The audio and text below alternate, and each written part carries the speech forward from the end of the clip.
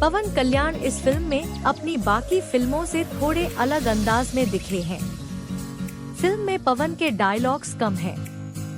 Director Sujit ने उनसे भरपूर एक्शन करवाया है। पवन कल्याण और Emraan Hashmi starrer film they call him OG ने बॉक्स ऑफिस पर तहलका मचा दिया है। देश भर में इसने पहले ही दिन 70 करोड़ से ज्यादा का कारोबार किया है।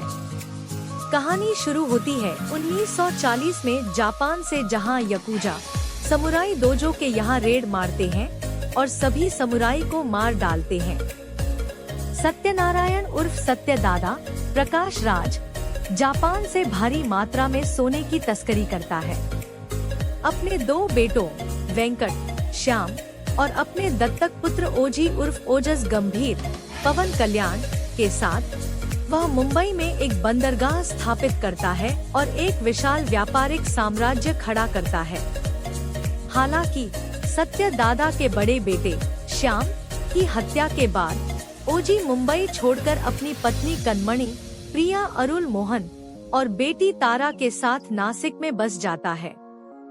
इस बीच सत्य दादा की टीम ओमी इमरान हाशमी द्वारा विदेश से भेजा गया एक कंटेनर जब्त कर लेती है। इससे एक संघर्ष छिड़ जाता है और इसी अफरातफरी के दौरान सत्य दादा के छोटे बेटे पार्थू वेंकट की ओमी के गिरोह द्वारा हत्या कर दी जाती है। ओमी भी सत्य दादा की हत्या की साजिश रचने लगता है। जब सत्य दादा नासिक में ओजी से मिलने जाते हैं तो ओमी के आदमी उन पर हमला कर देते हैं। कहानी फिर सवालों की एक श्रृंखला के माध्यम से खुलती है। ओजी ने सत्य दादा के बड़े बेटे को क्यों मारा? मुंबई छोड़ने के बाद वह 15 साल तक कहाँ रहा? नासिक में कनमणि के साथ उसकी शादी कैसे हुई? ओजी ने कनमणि के साथ कैसा जीवन जिया? अपने बेटे की मौत के बाद सत्य दादा ने ओजी की तलाश क्यों की? ओमी के समूह ने सत्य दादा के बंदरगाह को जब्त करने की कोशिश क्यों की? मुंबई लौटने पर ओजी ने ओमी द्वारा उत्पन्न खतरों का सामना कैसे किया? ओमी ने ओजी की बेटी का अपहरण क्यों किया?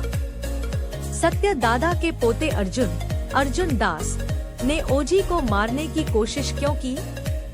ओमी मुंबई में किस तरह के नरसंहार की योजना बना रहा था और ओजी ने इसे कैसे रोका? 15 साल तक मुंबई से दूर रहने के बाद ओजी की रहस्यमय पृष्ठभूमि क्या है? निर्देशक सुजीत द्वारा पवन कल्याण को पटकथा सुनाए जाने के बाद दिसंबर 2022 में इस परियोजना की आधिकारिक घोषणा की गई। लगभग 250 करोड़ के कथित बजट वाली यह फिल्म अब तक की सबसे महंगी तेलुगु परियोजनाओं में से एक है।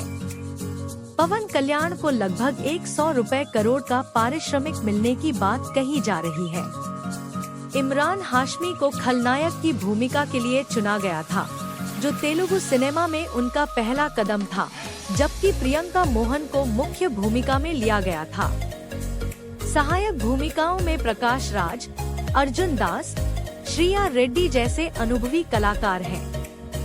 नेटफ्लिक्स ने लगभग 92 करोड़ के एक प्रभावशाली सौदे में ओजी के पोस्ट थिएट्रिकल डिजिटल स्ट्रीमिंग अधिकार हासिल कर लिए हैं।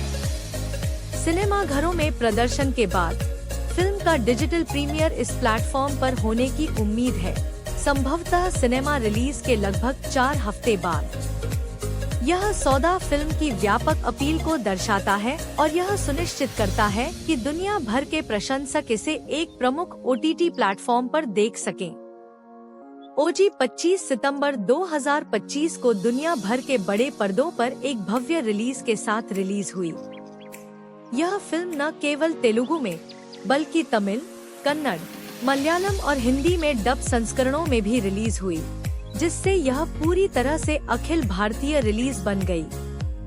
मूल रूप से सितंबर 2024 के लिए निर्धारित फिल्म निर्माण संबंधी बाधाओं और पवन कल्याण की राजनीतिक प्रतिबद्धताओं के कारण देरी का सामना करती रही और अंततः 2025 तक खिसक गई। अब सिनेमाघरों में अपनी शुरुआत के साथ ओजी साल की सबसे बहुप्रतीक्षित और सबसे बड़ी रिलीज में से एक बन गई है।